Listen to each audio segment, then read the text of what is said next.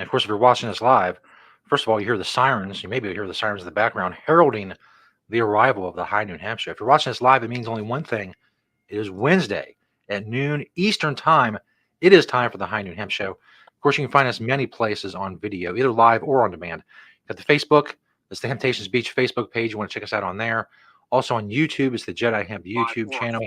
Again, probably the better, I hear my awesome voice. The better video is on YouTube, of course, and Temptations at Temptations on Twitter as well, or X, whatever it is you call it. Of course, the podcast. Search the High Noon Hemp Show on Podbean, Google Play, iHeartRadio, and Spotify. I am Stoner Jesus. He is Beach. He is high above the Temptations in Chandlerville, the Hemp Quarters, if you will. Beach. Besides some technical issues, which are par for the course at this point for the show, how are things this week in the world of Temptations? They're, okay, I guess. But yeah, what a frustrating morning this has been trying to get some stuff done. And fortunately, the one thing I really wanted to show on the show today, or one of the things, because it's very apropos, I can't get it to happen. So it's just too bad. I don't understand what the world is doing to me today, but it is doing it to me. So either way, here we are. Thank you, everyone, for joining us for the High Noon Hemp Show. This is episode 248, if you're keeping track. And remember, the FDA has not evaluated this show for safety or efficacy. All right, let's go ahead and do our pledge that we've added to the show recently, which is: I pledge allegiance to the hemp fields of America and to the soil in which it is planted, one seed under the sun, with responsibility, sustainability, and thrivability for all. And there you have it. There you have it. Good stuff. Good stuff. All right. Well, we'll jump right into the product spotlight. Pretty exciting stuff that we got in this week. And we finally got in the THCA flower. Okay, so we have it's perfect plant flower. We have a sativa, a hybrid, and an indica. And they range anywhere. The sativa is right around 22%. The hybrid is 37%. Already becoming a little popular. And then I think the indica was like right around 27%.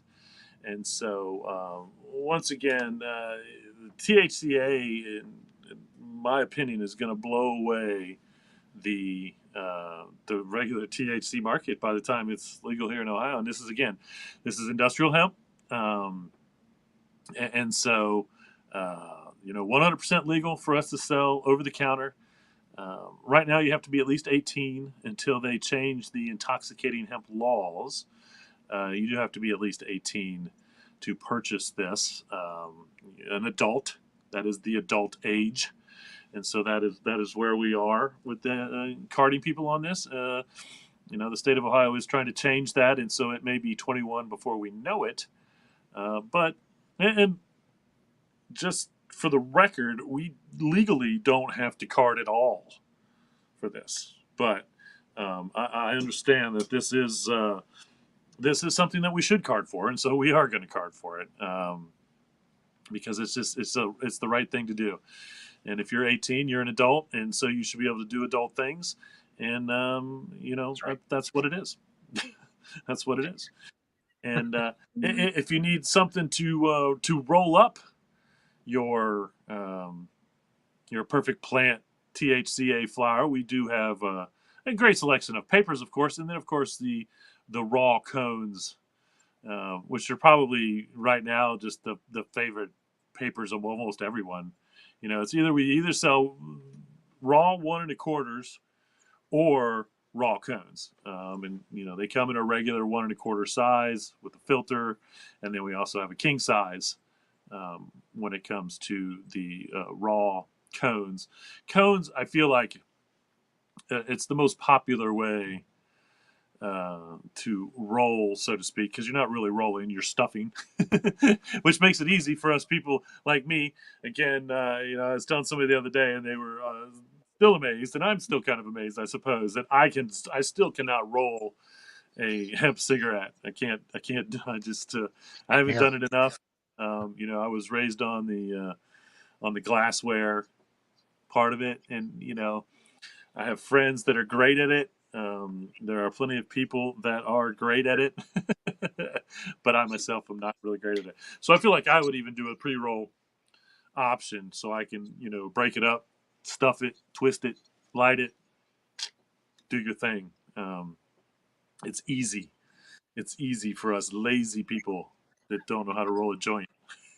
That's right. But you can put that in your pipe and smoke it if you want to, which is something I've been seeing a lot more. That saying, which was something that again, like I guess it's like a Gen put that.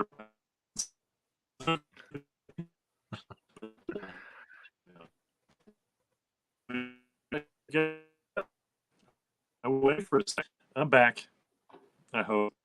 Um, the Yes. next one is actually the hemp shield stain that we have. And again, this stain can be used on any wood product. If you need to stain some wood, here you have it, hemp based stain. I know we've got different colors. I feel like I saw cedar for sure. I feel like we might even have a gray, which is kind of interesting, and then at least one other color in the hemp shield stain.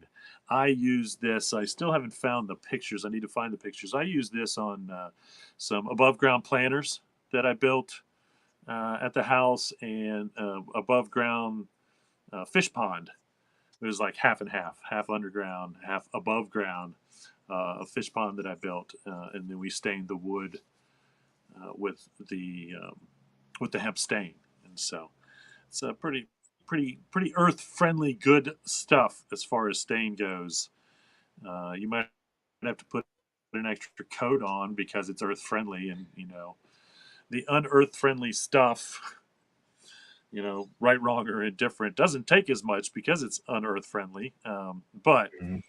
you tend to have to go a little heavier if you do a low VOC paint, or maybe this hemp based stain or something. Then you tend to have to go a little extra with it, but well worth it. Well worth it when it comes to it breaking down and going into the ground or whatever, um, one way or another. And the last one from the store, I just found a whole box of this, and I have a friend who's going to test this out for me and see that it's still good. But this is actually powder makeup. This is Earth Essentials, made by Earthly Body, um, and and different. Obviously, you can see there different shades, and I don't use powder makeup, not even for the show. I know it's crazy, um, but I think if you're going to use powder makeup, then the most earth friendly that you can find has got to be great for your skin as well. And so I'm probably going to get these back out, and I haven't put it out actually back out in the store officially yet. I'm going to reduce them in price a little bit, and get word that they're still hopefully working. I in my head I don't know why powder makeup would go bad, but I don't. That's I don't know anything about powder makeup, and of course it doesn't have a bunch of probably preservatives or additives that may make it last longer because it's more friendly, and so it will be on the shelves hopefully by the end of the week, with a little price reduction even. So we'll see how that goes one way or another. So that's four from the store. Now the one from my door, I like to use these, and this is actually patterned off of a a watch band idea. So if you had a watch with pins in it, and that's how your watch band attached, you could take this, and it's Velcro, and you just take it up and under and through the pins, and then you've got a watch band. I use them as what I call a money clip. I every day I carry, I wrap one of these around my money. Today, it's UK blue. You'll figure out why it's UK blue here in a moment. But I have a multitude of different colors, and of course we have these in the store as well. And again, I use these. I use them to wrap cords with. Anything that you want to wrap. It's a kind of a reusable zip tie almost. And again, if you've got a watch that's got pins, you can just take your existing band off the pins, put the pins back in, and then this just goes up and under, and then comes back around. Totally adjustable in size. You can make it super small. You can make it decently large. Actually, I'd say as a money clip, it's about medium here as to the length that I have to use to make it work. And so you can get into the store and get some of those if you feel like you need them for whatever reason. For whatever reason you can use them for. They don't have to be watch bands, as you can see. They work great as keeping my cards and my money together in my pocket one way or another. And again, it's adjustable. So, you spend a little money, you can make it tighter. You put a little more money in your pocket, you can make it a little looser. And so it's an adjustable money clip at that. So, all right, there you have it. 4 from the store, 1 from my door on the product spotlight here on the High Noon Hemp Show. Dun, dun, Indeed. dun. And again, if you're all waiting for an update, still no word from the Guinness Book of World Records, that's fine. We continue our quest. How many years it will take, I don't know. It's been over 5 years so far, 5.5 pretty much. So we've been doing this and gathering the evidence, if you will, of Beach's massive personal hemp collection. Still no recognition. That's fine. We don't do it for the recognition, although it would be nice. But we do it for you people watching, because you want to know. You're clamoring. There's an internet clamor every week to know what Beach is wearing. That's why I go ahead and ask him, and he tells you all about it. All I have to say is, what are you wearing, Beach? It's true. It's true. If you're wondering, what are you wearing, Beach, to celebrate the last Kentucky basketball Wednesday? If Kentucky plays on Wednesdays, I try to do Big Blue, and today I am definitely going Big Blue in just about every aspect that I can. My hat is a head case Kentucky. It says 100% Kentucky or 100% hemp Kentucky. Um, and these were made by a Kentucky Wildcat fan. My button down is actually Island Hempwear, which I believe you can still go to Island Hempwear and check out what hemp goods they have there. Um, but very fitting on this blue day. My T-shirt is a custom made. My T-shirt was actually made by one of my sales reps, one of my advertising sales reps years ago. You never had to, and I left there again for a second. I don't know what that was about, but I'm back. A little bit. Hemp Tucky, yeah, Hemp Tucky on the top. It's got a hemp leaf. 95, obviously, from 1995, the year we opened. But this is, one of my favorite. This is my only real hemp Kentucky basketball approved, so to speak, shirt that I have. I have some other, big blue shirts, obviously, that are the right color. But this is the only one that really makes reference to Kentucky in any way. So awesome! I love T-shirt, and so wearing it basketball day. My pants are just natural, but out more as I've been finding it. And I do blue and white because blue and white is the thing for Kentucky. We're obviously the big blue. But if you've ever been to a Kentucky basketball game, at some point or another, they half of the crowd yells blue, the other half yells white, blue, white, and they go back and forth. And so blue, white's a big thing because our away uniforms are, I believe, white, or our home uniforms are white. I don't know how that works, but anyway, that's the way it works. My belt is Hempy's, and it is actually blue, even though it looks black for some reason in the picture. But that Hempy's belt holding those Just Natural pants up is in fact blue. And then, of course, in the pocket there, as always, my Green Spring Technology pen. That's probably the best view that you can get of my pen, because usually it's kind of hard to see sometimes hanging out of my pocket in the "What Are You Wearing" Beach segment of the show. But this week on white, you can really see it. And of course, I carry that with me everywhere I go. My boxer briefs are "I Love Bad," and then of course I did lay those on one of my big blue colored T-shirts. You can see the Hemp U because it's Hemptations University on the front, and then it says Hemp U on the back. I always like that Hemp U, Hemp U. Well, Hemp U. Well, no, Hemp U. But anyway, uh, the socks are Kind Hemp. Check them out. I'm pretty sure they're online as well. I think we even have some pairs left. I don't know if they have all the colors left, but I was lucky enough to get almost every color that they were making back in the day, which included blue, and then of course a pair of Adidas Sambas in the blue and white colorway as well. So there you have it. If you're wondering, and you probably already know if you watch the show enough, what are you wearing on a Kentucky basketball Wednesday? Now you have it. And I do believe this will probably be the last Kentucky basketball Wednesday that we will see for the rest of the season and throughout March Madness. And so there you have it.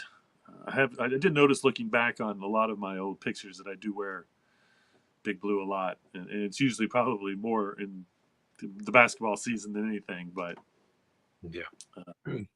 I do like it. I do like it. Unfortunately, one of the technological problems that I was having was we actually made a Hemptations commercial that was Kentucky basketball oriented. Like, had a clip of basketball. We are like celebrating, and then all this stuff. And I can't believe I can't show it. It's probably because there's a scene in the commercial where I actually I don't know if it's kid friendly or not. I'm actually in my boxers, and then they add a piece of clothing, and I get dressed in the commercial, so to speak.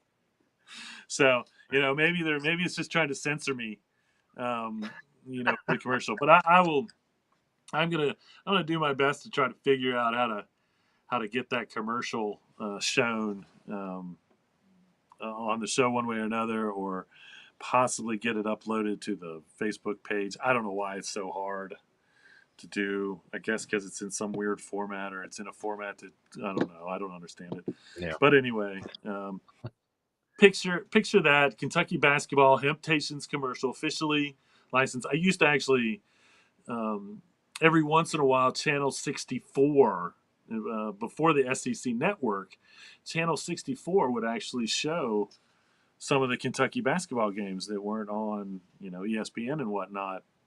And that's where I was advertising, and that's who made this commercial for me back in the day. But unfortunately, I couldn't get it to work right on all the ways that I tried, and so I will make more effort in that, and hopefully we'll be able to bring you this Kentucky basketball commercial that I have somewhere on file. So, all right, let's just jump right into the news. Plenty of stuff going on in the world of hemp this week again. That's for sure.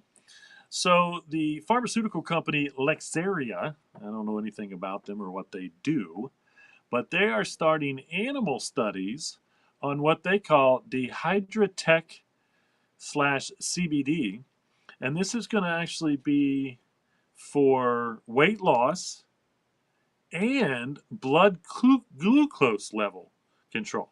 And so I understand that that's a sugar thing, and I don't know if that's I believe that's relative to diabetes, which is interesting because there is a diabetes medicine now that is getting more publicity for the fact that it works as a diet aid, just as well, if not better, than it does for diabetes. And so I think that's probably why that they're looking into this. And so it's going to be kind of interesting to see how their CBD version of this Dehydratech works for either one of those things. Again, I have seen some studies that say that CBD and hemp are good for diabetics, or helpful when it comes to diabetics. I do believe that hemp grain, hemp food, hemp oil, hemp seed is a good diuretic help, because just a little bit of hemp seed helps uh, get you some nutrients and get you going through the day, but it satiates hunger. And I've seen that in studies, and that's just the hemp food. That doesn't have anything to do with CBD. And again, so I think that's, I like to say it's not about being on a diet, and I have seen hemp seed as a part of diets. It's just about being on a good diet, and so really just even a couple spoonfuls of hemp hearts in the morning is supposed to help you, get through the day a little bit longer without getting hungry, one way or another. And again, the nutritional value is off the charts when it comes to that kind of stuff. And so snacking on hemp seeds throughout the day, um, I do believe, and I'm pretty sure it's true, would be good for a diet, good for the diet, no matter what, no matter what. Okay, um, so this is a mattress company, Simba. They're actually in the UK, and they're releasing a new Earth line, um, Earth friendly. Um, and they're actually, it's interesting because I don't know if they're bringing springs back or what, but they're putting springs in here in the mattress. That was part of it. Um, and again, these are recyclable mattresses, according to them. But the Earth Escape, which is like the higher end one, comes with Yorkshire hemp and British wool cover, and so you actually get a hemp cover, or it is cover. The cover itself is made out of hemp, um, and wool. I guess I don't know why they just didn't do it, 100% hemp, but the durability and the breathability of wool and hemp are both very good, and so I can kind of see why they would combine those in their earth-friendly mattress. And again, this is over. I don't know if these mattresses are available in the United States anywhere, but if you happen to be in the United Kingdom, and you're looking for an earth-friendly mattress, check out Simba, CIMBA, Simba, um, in the UK, and this is a part of their new Earth line. This is the Earth Escape mattress. Again, and once again, they say that these mattresses are 100% recyclable. So, and that's huge. Again, I can't even imagine how many mattresses go to the landfill, and again, the Yeah. chemicals and the plastics and all the bad stuff that's in them, um, you know, go to the landfill as well. So, knowing that your mattress is recyclable is pretty neat. It's pretty neat, honestly. Um, here's an article that was no surprise, and it's kind of making its way around the internet now, right now. But it says a new study found that CBD is much better for anxiety than THC, and I can attest 100% to the fact that CBD is so much better for anxiety than THC is. And this was a human trials. I think there were 4 different categories. One was high THC, low CBD. One was equal amount THC to CBD. One was high CBD, low THC, which tested the positive, the highest, I should say, positive. And then one was no THC or CBD at all.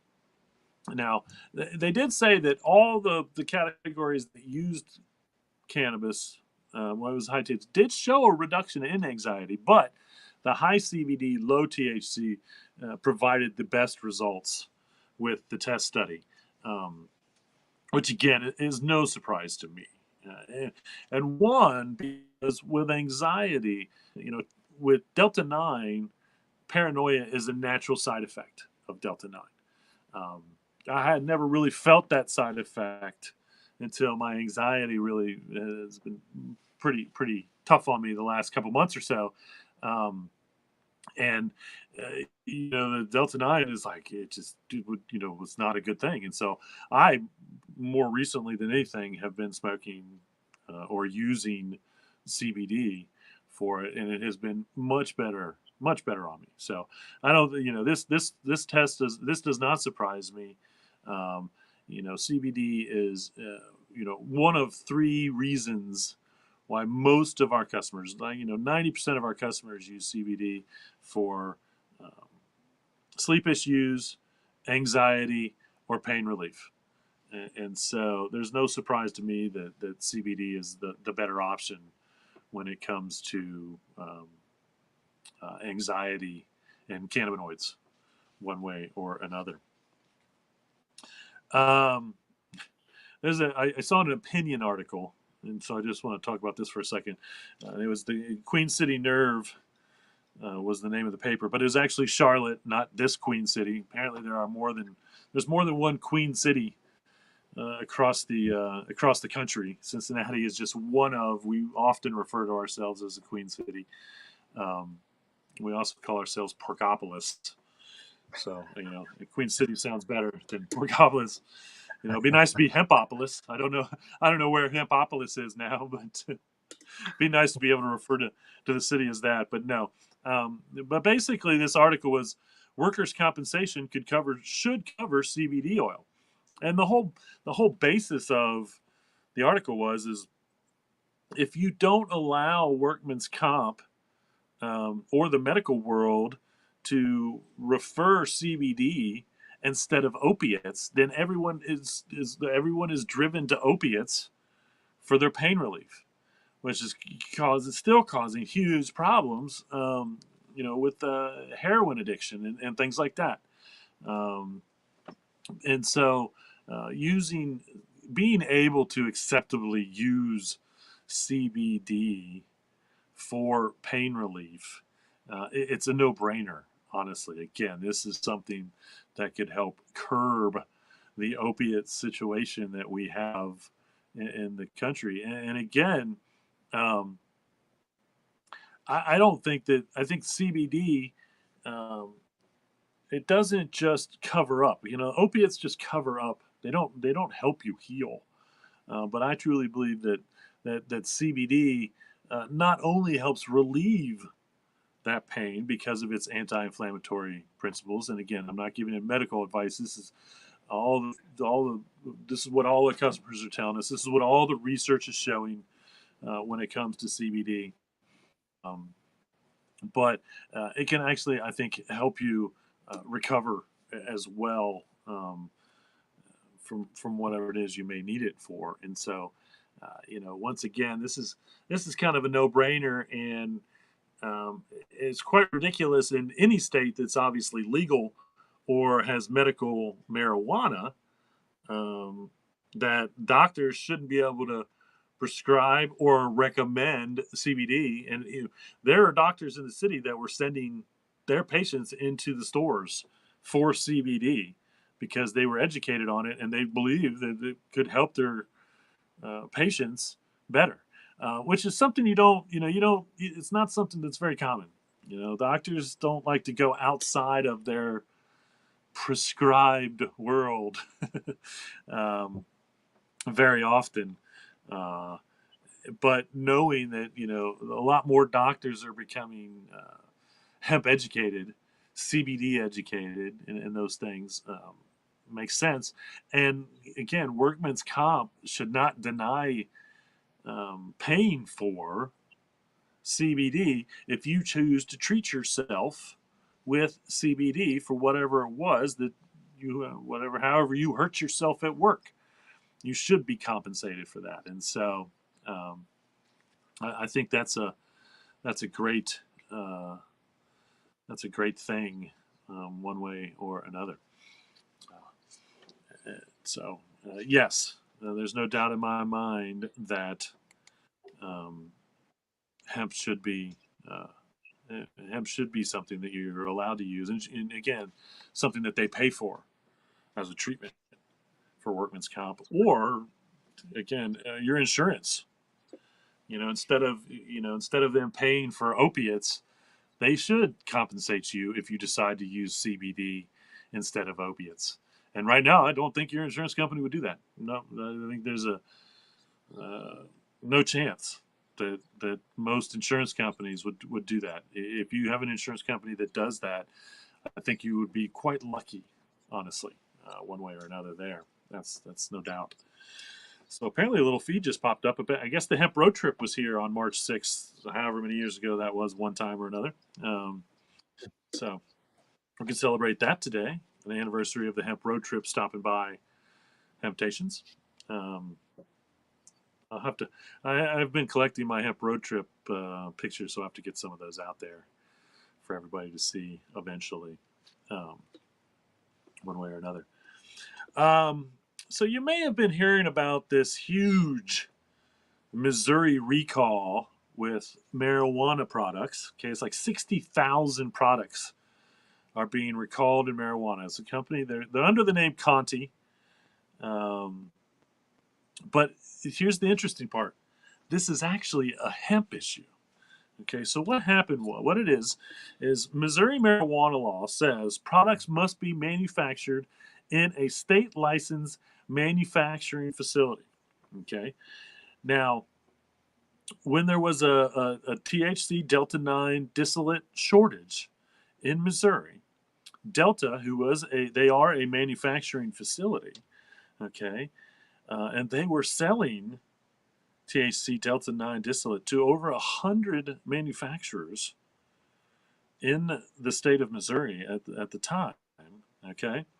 Well, what happened is they were actually getting their distillate from out of state grown hemp. Okay.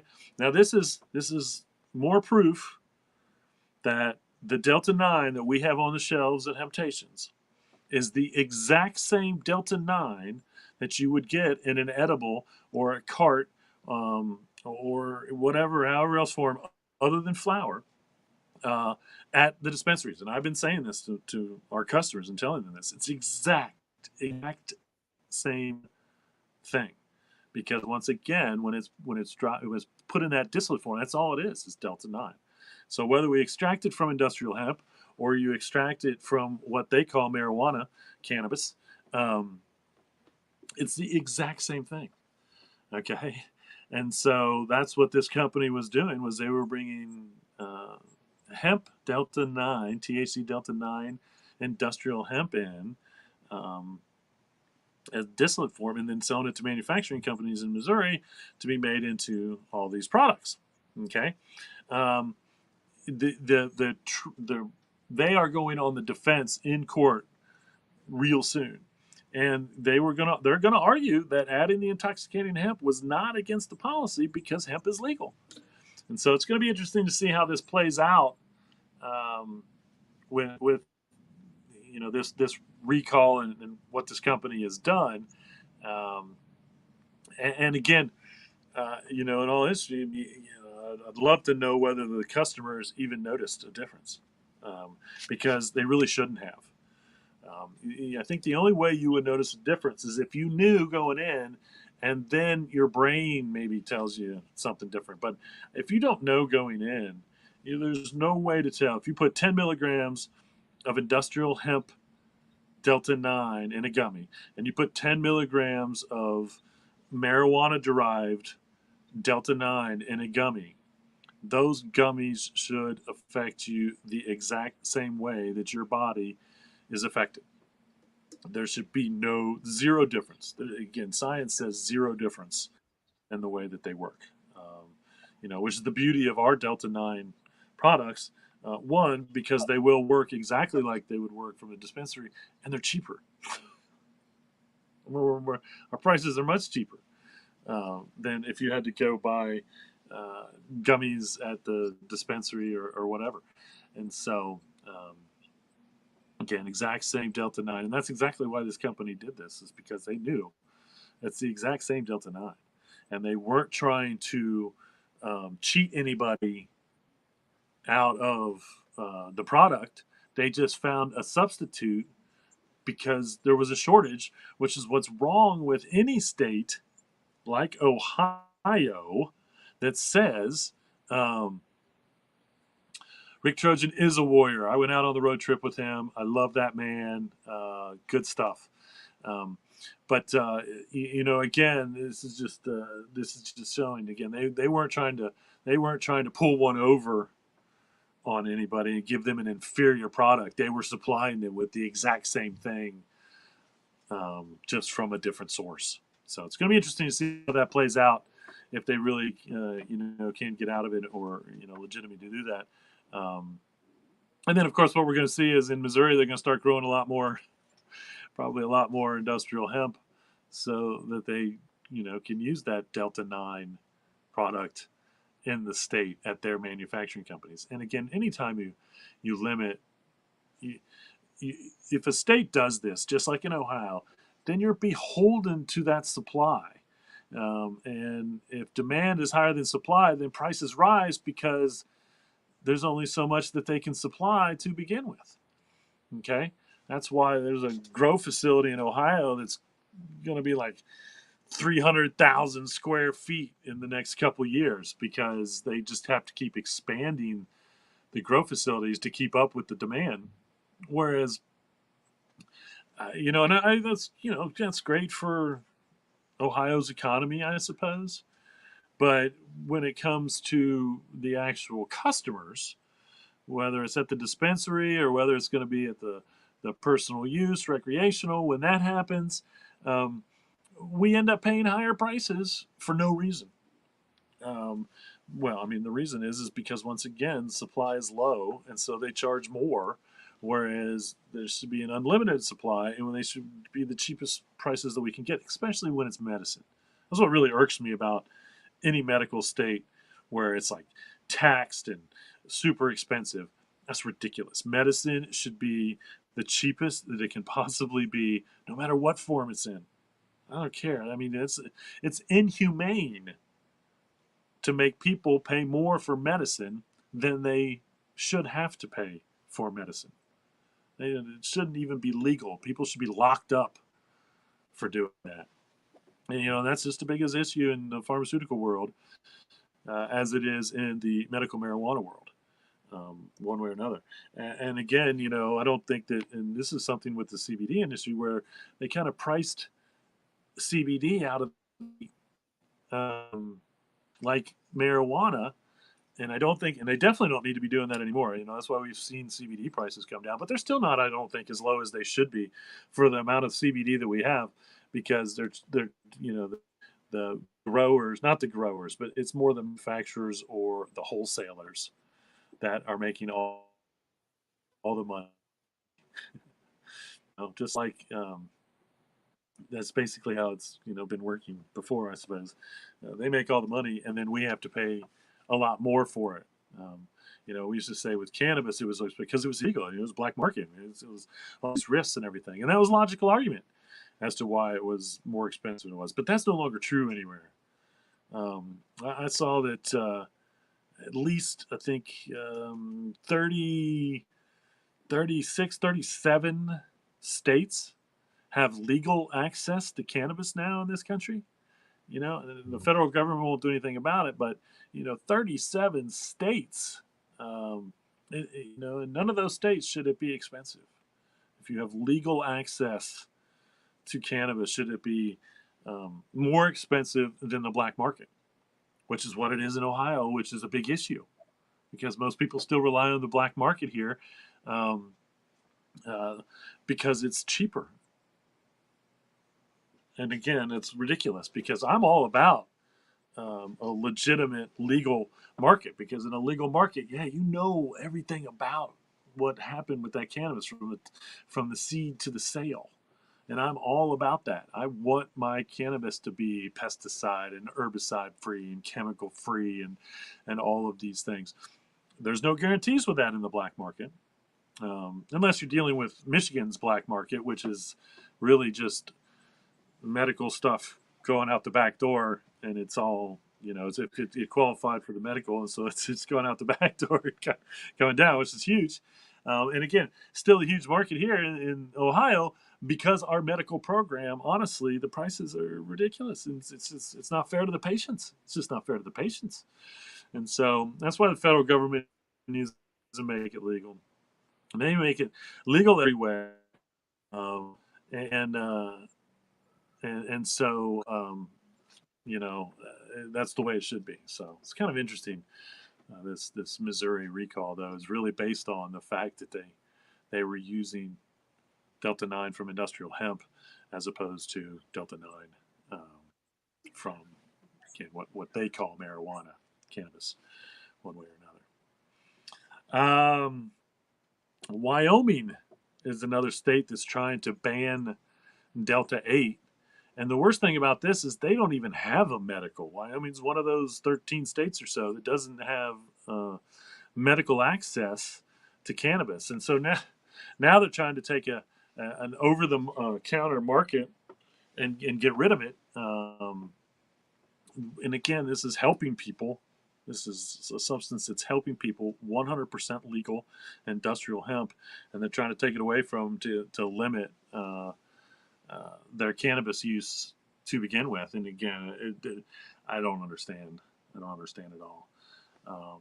Florida's they're messing up. They're going to completely mess up the industrial hemp down there. They're definitely, and there's a lot of other states, that are working on stuff one way or another when it comes to industrial hemp. And the the key word is intoxicating hemp. I'm going to predict that at the end of, or at least like even in the middle of 2024, I predict that intoxicating hemp is going to be like one of the most biggest Google searches ever, because people are going to see intoxicating hemp and they're going to be like, well, what's that? And then they're going to go look it up. They'll find out, what does that really mean? And again, this is a brand new term. And again, it's just come about because of Delta 8, Delta 10. They don't even hardly mention Delta 9, honestly, because they're so fixated on Delta 8. And Delta 8, it's not even that powerful. It's not. Yes, you feel physical effects, and you get a little bit of a high, but it's not even close to Delta 9, in my opinion. And it still works great for people, especially on the calming side of things, as a sleep aid, as something for anxiety and whatnot. It is more powerful than CBD if that's the relief you're looking for. I haven't gotten a whole lot of feedback on if Delta 8 is as effective as CBD on pain relief. But I do know that a lot of our customers use Delta 8 at night, or for anxiety, stress issues. And again, because it doesn't have the extreme side effects. I have to turn my heater off because I think I'm going to boil here. I know, I'm surprised I have it on to begin with, but my corner still gets a little cold, so sometimes I gotta warm it up a little bit. It's beautiful here. It's gonna be 60, and it's not beautiful. It's rainy and 60, which is a little chilly. But anyway, um, and so once again, a lot of our customers use Delta 8 for um, for its anti-anxiety, calming principles, and it's that's really just a bummer for anybody who lives in Wyoming that is using this, if they do make it illegal, because they don't even have a medical program. And so, they're just taking something away from people that is beneficial to them, just like anywhere that tries to ban it. And I'm surprising, it's kind of interesting because now I'm seeing more states that are trying to ban Delta 8 and whatnot again, which, again, if they do, we'll see how long it lasts, because really a ban, depending on how their controlled substance list in the state works, is not legal, because if it's from industrial hemp, it's 100% legal, and it's not on the federal controlled substance list. So therefore, if the states, a lot of states, mimics the federal controlled substance list, then you can't like pick and choose something like this. Either industrial hemp is all legal or industrial hemp is not legal. You can't just say that parts of because clear states. Everything comes from industrial hemp is 100% legal. All industrial hemp is is uh, uh, is legal, and so that's what it is. Home grow in the state of Ohio is 100% legal right now. You can put seeds in the ground, you can put clones in the ground. The home grow became effective 30 days after we voted to legalize. And so yes, if you're looking to home grow in the state of Ohio, you can have 6 plants per an adult per household, 12 total. So if you have 2 adults in your house, you can grow up to 12 plants in your house, and that's legal right now. That's legal right now, as well as being able to have up to an ounce and a half of cannabis on you in the state. We won't. The doors for to purchase won't be open until September. So, yes, look into to grow, and if you're in Ohio, you're almost 3 months behind at this point. Because I told everybody in December, I think it was December 3rd or December 7th. I think it was December 7th. You could legally put seeds in the ground. Okay. And so, yes, if you're interested in that, you are 100% legal to do that now, one way or another. Um, I love these articles. The 12 softest bed sheets designed for cozy nights. Um, the the best hemp, and they actually had this was the best hemp was a category, which I love. Someone again, I don't know who does these, but they always try to figure out a way to get some hemp in them. So I love it. But the best hemp were these um, Everly sheets and blankets and whatnot. And I do believe that the photo came from Amazon, so I assume they're from Amazon. In multiple different colors. Um, as far as their sheet sets go. I think the most interesting thing was the only drawback. The only drawback was that there was an excessive amount of lint when they were dried.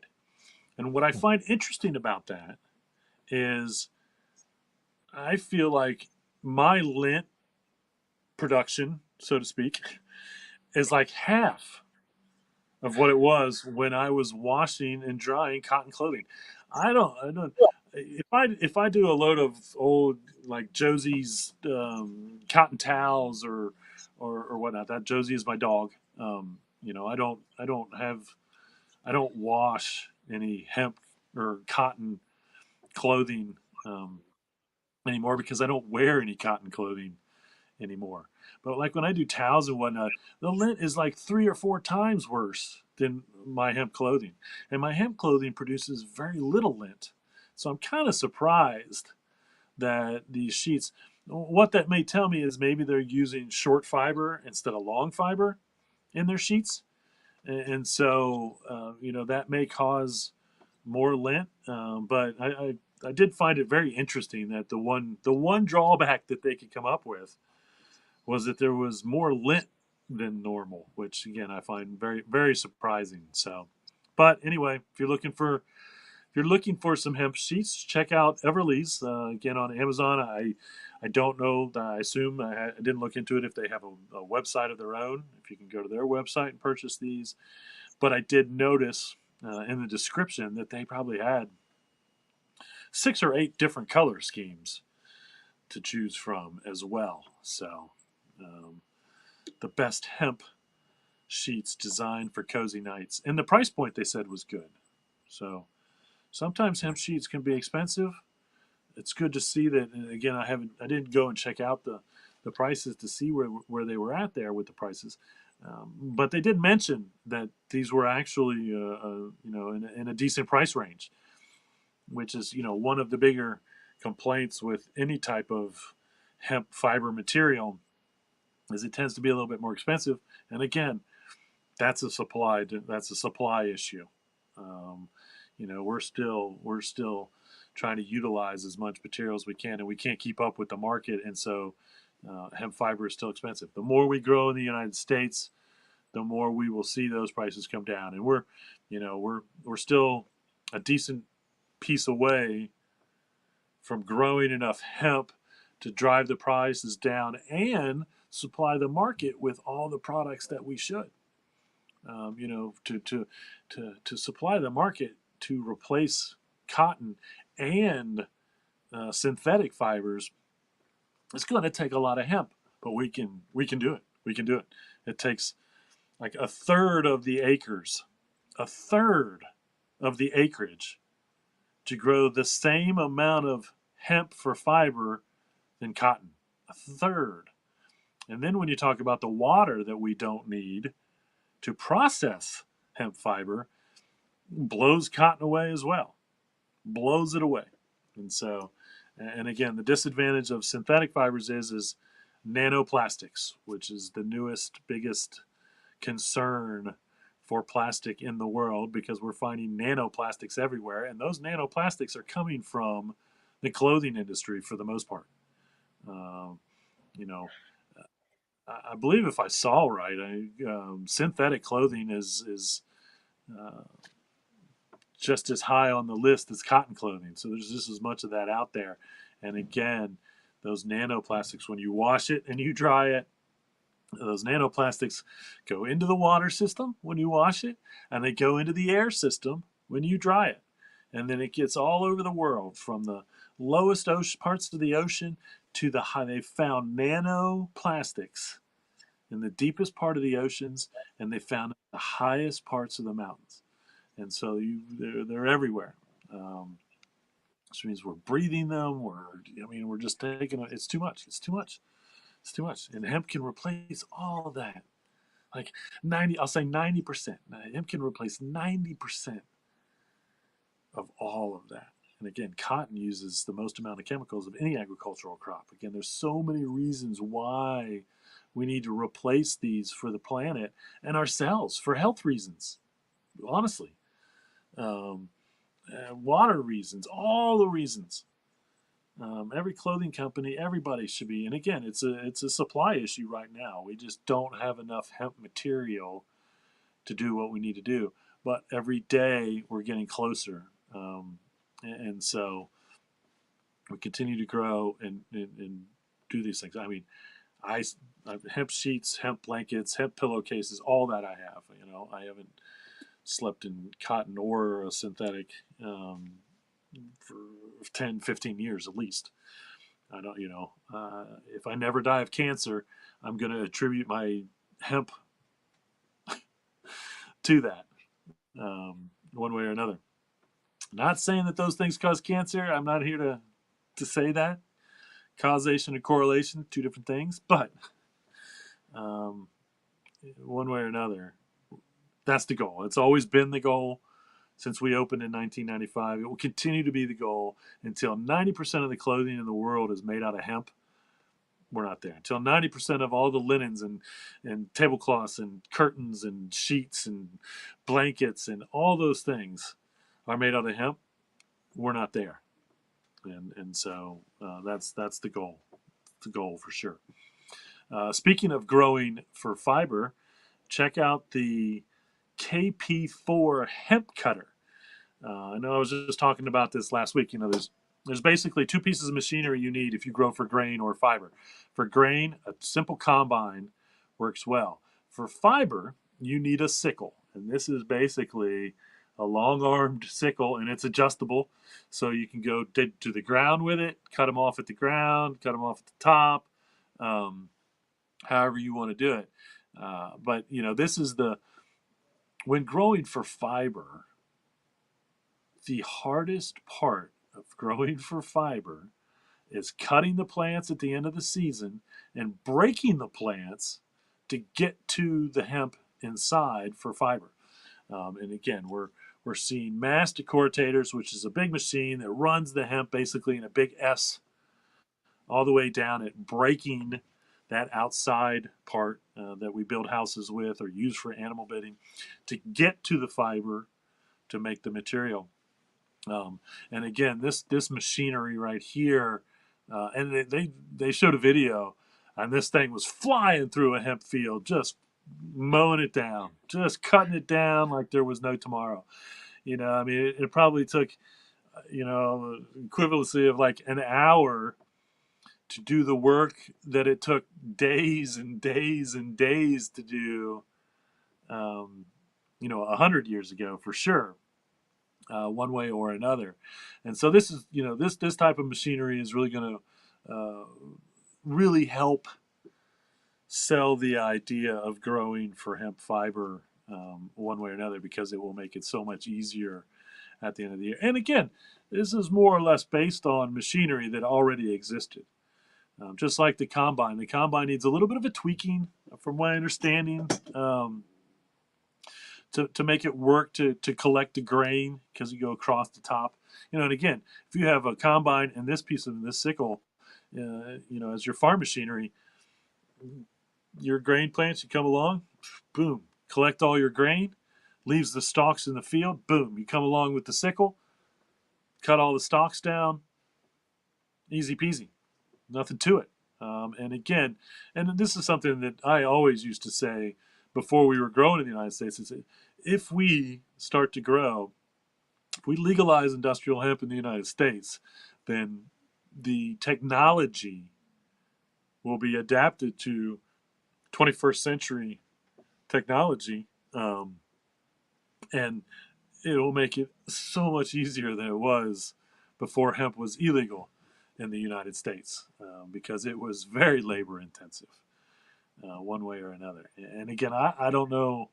I've never seen a Chinese field of fiber, um, and how they process it. But the Chinese, again, they supply about 60 to 70% of hemp fiber to us in the world. Um, and I don't know if that's still labor intensive over there. And they're, unfortunately, Chinese workers are probably getting paid little to actually hand do this, or if they have the machinery, to do it. And so it could go either way. The Chinese are pretty private about everything that they do, but we can learn a little bit. We're lucky as to that process. But again, right now, we are still getting the majority of our fiber, for material, from China.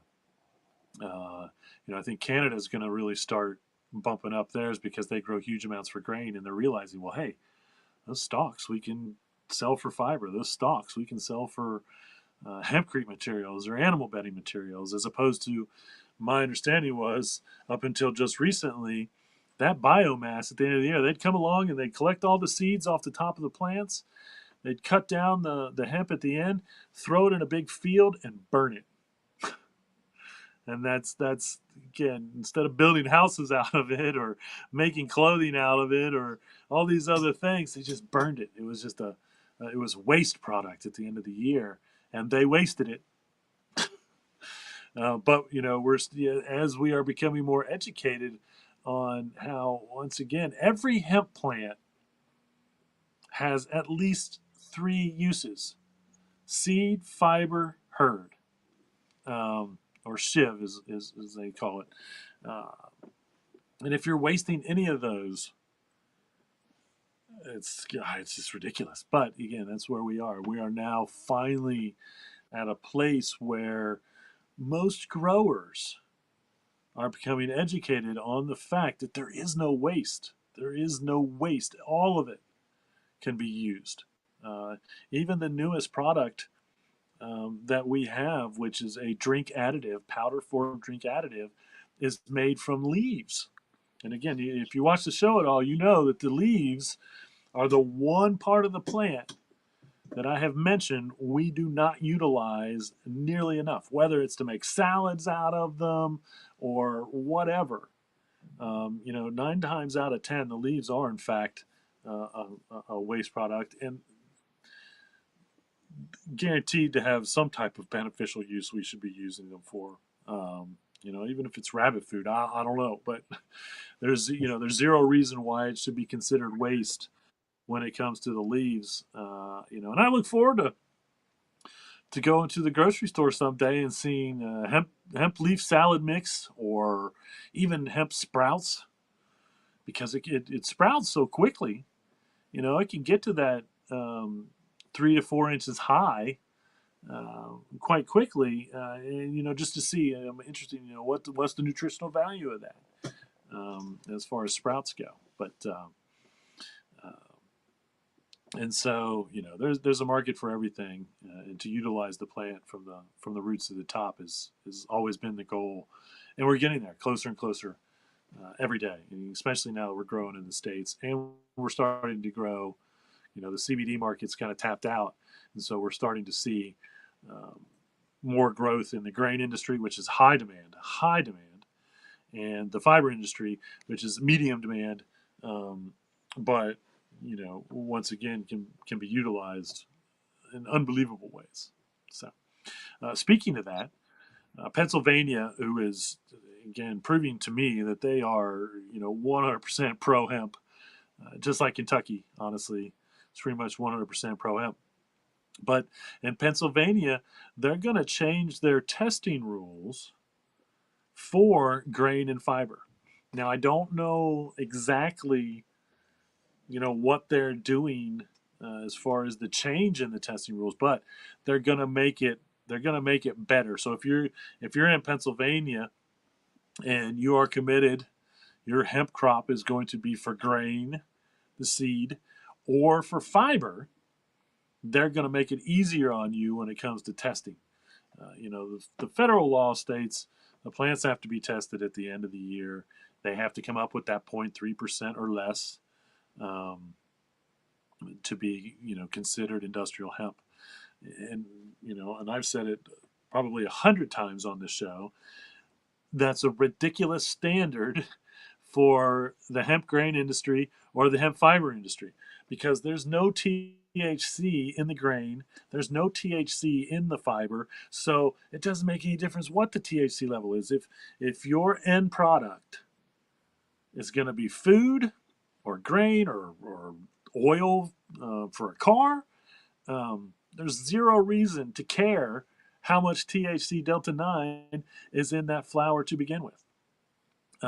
Same thing that if you're going to make clothing, there is no delta 9 in my shirt. That was like a half a joke 20 years ago. People would ask me, "Can I smoke your jeans?" And they were like half joking, half wanting to be serious, because they didn't know. They didn't know that there's no THC in the fiber. So, my response to that was, well, yeah, you can smoke it with a big enough lighter, but you won't get high. There's no euphoric value to smoking my jeans or my hat or my, actually have a hat that says "Do not smoke this hat," uh, because that was legitimate ignorance back in the day, because people just didn't know. And again, now it's ridiculous that we have these standards, and we have these standards because of the CBD market. To be honest with you, when we have these standards on fiber and grain, um, again, you're just holding back legitimate products that would never have any delta 9 in them to begin with. So it doesn't matter. It 100% doesn't matter um, how much THC is in that plant when it's happening. So good for Pennsylvania. We're seeing some other states bring this up. Again, we're trying to get the federal government to boost that number to 1%. They still haven't finalized the farm bill that they were supposed to have finalized last year. Um, we can only hope that when that farm bill does get finalized and signed, um, that they have increased the THC to 0.1%. I don't know that we're there yet. I think we're probably at least another farm bill in 5 years, 4 or 5 years from now, from the next farm bill. If they don't raise that to 1% or something, or have specific standards to say, hey, if you're growing for grain or you're growing for fiber, you don't even have to test your plants. You just have to prove maybe that that grain went to a food facility or a grain facility, and that fiber went to a fiber facility um, to be made into fiber. And again, won't matter what that THC content. So that's the next big goal one way or another. And then again, if the federal government would just take cannabis off the list, it also would not matter. We wouldn't have to worry about it. You can just say, even if you're growing hemp, you can say, well, okay, my this hemp has 1% THC or 2% THC, but we're growing for grain or fiber, so I'll grow it. I grow it under the marijuana laws, but in the end, I'll we'll sell it for grain or fiber. It doesn't matter what that THC content is. So that's those are the next moves. Um, Here's a buyer beware. Nike has a tendency, and again, Nike has been releasing plenty of hemp shoes um, that actually have hemp material in them, but they also use hemp as a colorway description. And their newest P3000 is described as premium hemp. Okay, but it's not hemp; it's just the color. And again, I don't even know what the difference in color is between premium hemp and hemp. But the entire shoe is like natural colors, and they actually have two other, yeah, and I forget the other two color descriptions, but the shoe itself is just basically three different tones of hemp color. So if you see that Nike P3000 premium hemp out there for sale, don't be fooled. I believe it's still a leather synthetic shoe, um, leather and synthetic fiber shoe. And so again, it really irks me because I believe it, in my opinion, it's false advertising. If I see a shoe and it's described as a hemp shoe, it should be made out of hemp material, not be the hemp color. And that's that's prevalent in the world.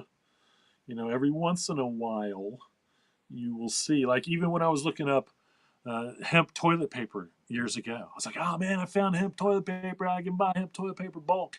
And then you get down and you see, well, it's made out of trees or whatever.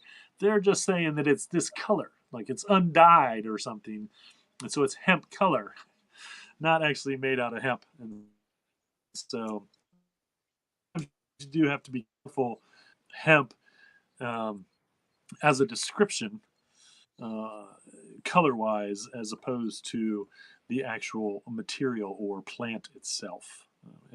It's less and less, but Nike they're probably the worst at it. I noticed them doing it more and more.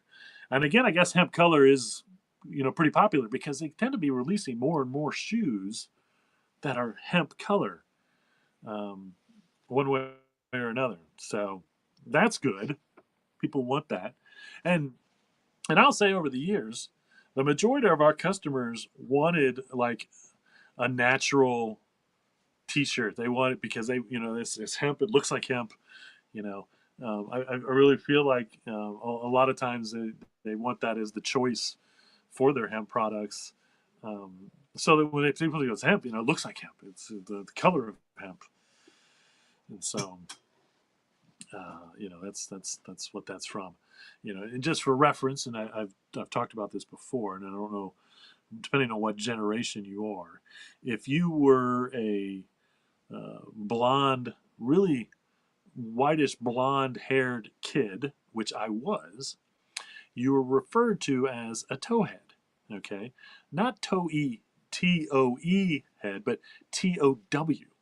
Okay, that reference comes from hemp fiber tow. So I was a towhead, and growing up, I had no idea that was actually a reference to the color of my hair was the color of hemp fiber. And this was, in the 70s, 80s, and hemp fiber wasn't being grown in the United States for as long as it was. But that's how far back the reference to being called a towhead was. When hemp was prevalent, everybody knew what color it was as a fiber. And so, once again, if you had that blonde, that right blonde, really blonde um, hair, you were referred to as a towhead, TOW, and that was a hemp reference. That was to hemp as a reference. So there's some fun trivia for you. if you happen to have been a towhead as a kid, or possibly still a towhead if your hair is still really super blonde. You're a towhead. It's a good thing, not a bad thing. It sounds like a bad thing. Like, am I a big towhead? Am I a pinky towhead? No, I'm a hemp towhead. Anyway, um, so here's a little chart, a little listing of the key players in the hemp milk industry, which is quite interesting. Of course, I know about Living Harvest; they're huge. Manitoba's huge. Pacific Foods, huge. I can go into my grocery store right now and find uh, one, two, or three of all those. Usually it's Living Harvest or Pacific Foods. I see more Pacific Foods than anything when it comes to hemp milk. But there's a couple others. Good Hemp Food, I don't know much about. Good Milk and Company. I'm going to look into them, and I love that they spell milk with a Y, which is a good reference to it's not actually dairy milk. Hudson River Foods, I'll check into them, and then Sinopta Incorporated. And so, these are the larger ones. And what's interesting in the article that I found these in is the fact that they say last year hemp milk was an $800 million industry in the United States, just hemp milk. And again, Kroger's has um, Kroger's has at least one hemp milk, and a lot of times, just for reference, it's not in the cold section because hemp milk does not have to be refrigerated until you open it up. And so a lot of times you will find hemp milk on the shelves with like where they put like dry milk or milk that doesn't have to be milk substitute that does not have to be refrigerated right out of the gate, as opposed to finding it in the cold section. Am I surprised that there's not one of these larger hemp milk companies that just goes ahead and puts it in cold storage so it can be right there with all the other milks? The dairy milk and the oat milk and the coconut milk, all those are refrigerated. Yeah, I truly am surprised that every time I look in the refrigerated section for milk or at milk, that there isn't a hemp milk in there. Even if it doesn't need to be, I think for marketing purposes, it should be. And you can just keep it cold one way or another. So, hemp milk is it's a huge growing industry.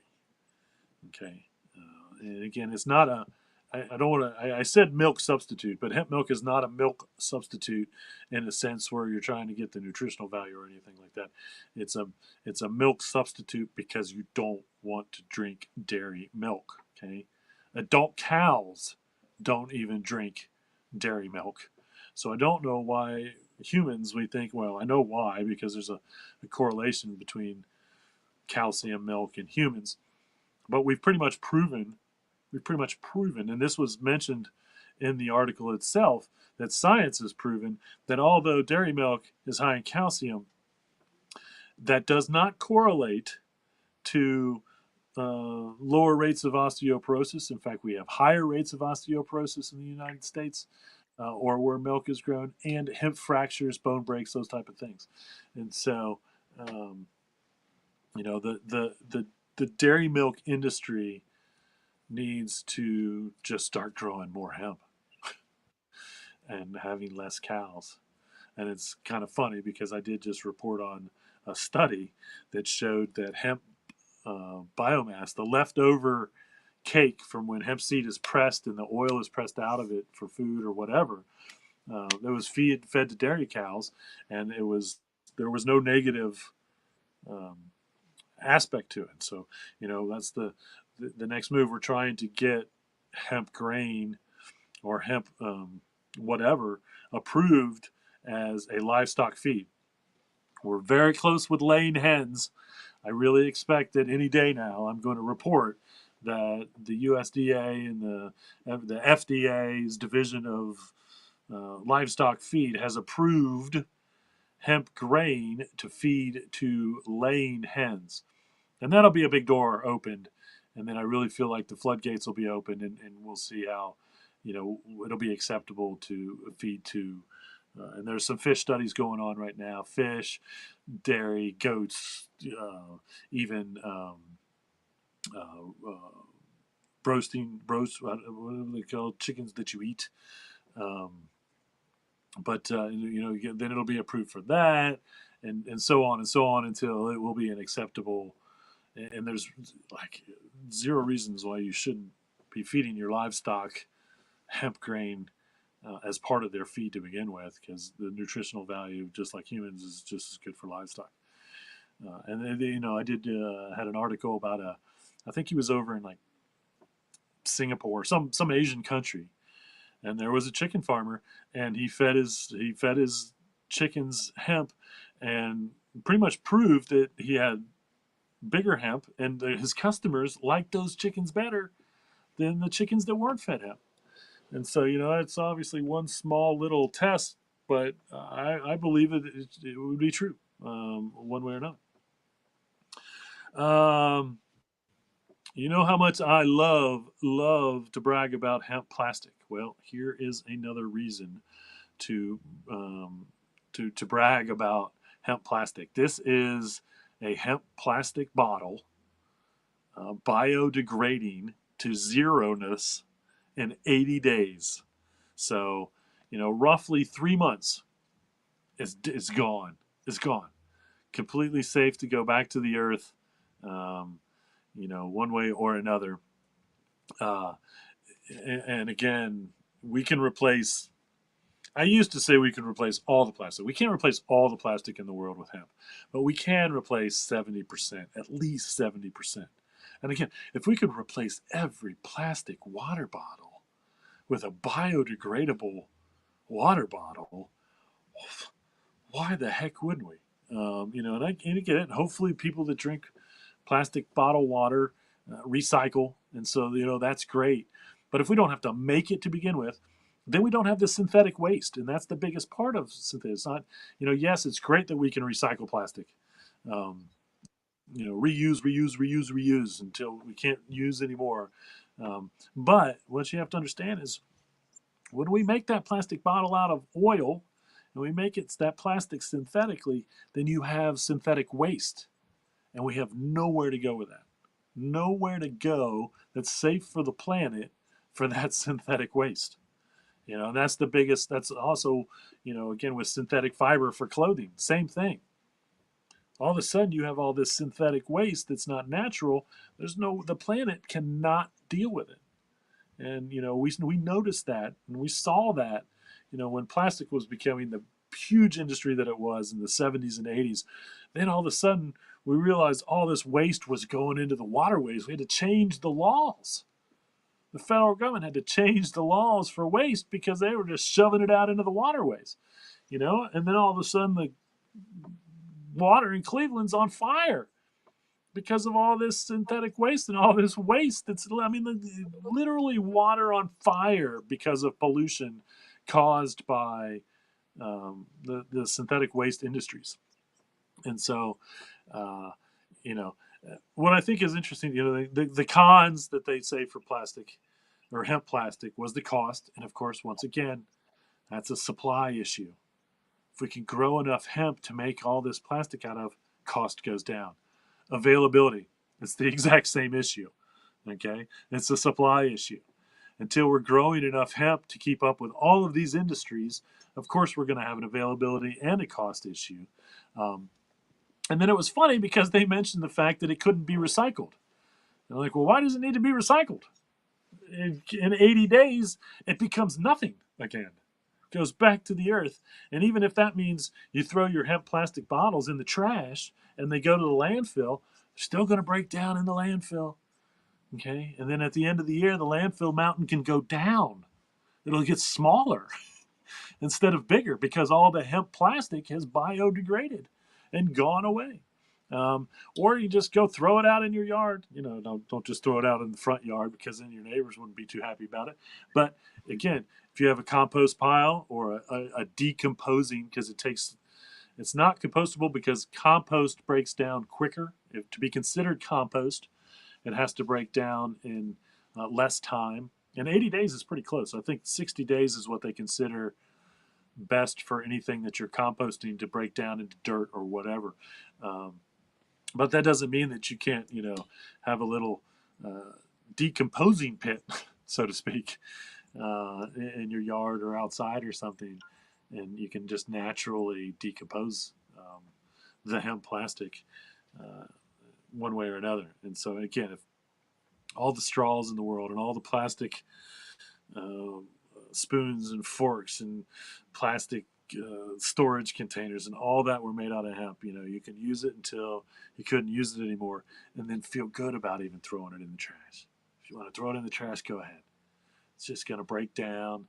I really feel like the landfill people would love that if they knew that even 50% of what they actually brought in for waste was going to disappear. Then once again, their big mountain of trash doesn't ever get any bigger; it gets smaller. Seems like so much of a better way to actually do that. Um, and of course, the pros were it's safe. It's a green substance that plays nice with you and the planet, which I love that they said that plays nice with you and the planet. 100% true. It's durable. It's just as durable. Whatever, all the plastics that we can replace would be identical to the plastic that you have now until you were done with it, in one way or another. And then, of course, it's sustainable agriculture. No chemicals needed. No herbicides. No pesticides needed to grow the hemp to make hemp plastic out of. And so, and again, all most of the cons are just a supply issue, which of course we have because no, we're not growing nearly as much hemp on this planet as we should be. And when we are, trust me, the planet will take a big sigh of relief. Nobody can take credit for it, or everybody can take credit for it. I don't care. Um, and we'll move along with cleaner air, cleaner soil, cleaner water, all those things that humans deserve to have, and we don't have right now. Cleaner foods, period. All that stuff. So, all right, not a whole lot of events. April 2nd is the medical marijuana meetup at Mad Tree from 8 to 10. Um, I will be there. I will have to say I'm excited because tomorrow night is my night to do my hemp presentation for the UC marijuana class, and so I do that every semester. Um, and so I'm always excited to educate. I had someone come down, Dayton. She's really into the marijuana, medical marijuana side, and all that. And she's like, Beach, why don't you speak more? And I'm like, I have never told anyone that I would not educate on hemp, but nobody asks, which to me is just crazy. I don't get it, you know. Um, but because I am happy to go just about anywhere and educate anyone from 5 to 50 to 500 on the benefits of hemp and why we should be doing this still. And that's why I go to the medical marijuana meetup. I'm kind of one of the hemp um, people there to talk about hemp with people, and usually it's all the aspects of hemp get brought up, and people want to know one way or another. I'm sorry, April 4th through the 7th, there is a hempcrete certification at Oregon State University. So if you're out in Oregon and you want to get hempcrete certified, and I know you do if you want to work with hempcrete because everybody seems to really want to work with hempcrete. And I'm going to start, I think these are going to be more events that I'm going to start seeing. I am starting to see more hempcrete events than any other hemp events because it is the most interesting, most desirable thing for people to learn about and want to do all of a sudden. Uh, and so I really think that more events that I'll be posting in the future are going to be related to hempcrete events and either hempcrete school or being certified so that you can be a certified hempcrete user builder, um, which again is also part of the future. We still need the supplies working with the demand, and the demand is huge right now to build with hempcrete, one way or another. Um, in fact, I think I forgot to send some pictures. I'll also have to show them next week of this beautiful hemp house that was built in Asheville years ago. Not the original hemp house that was built in Asheville over 20 years ago, but just a newer one. It's just beautiful big house built from hempcrete. And there's always, I usually, at least, and I feel bad that I don't have these pictures, at least once a week, find some dwelling that's being built out of hempcrete somewhere in the world. And again, that's more and more every day. All the way up to there was, and I didn't see the final result, but I did talk about like 6 months ago where they were building a 3D printed hemp house out of hempcrete. And so once again, the only thing you can't do with hempcrete is load bearing. But as far as blowing it in for insulation and putting it in the ceiling for insulation, all this stuff, totally acceptable and being used more and more and more all over the world. So, all right, there you have it. I don't have any questions. Once again, my thoughts were well illustrated in the show. And so we're going to send everybody on their way. Remember, reduce, reuse, recycle. Make everything else out of hemp. Having temptations. See y'all next week.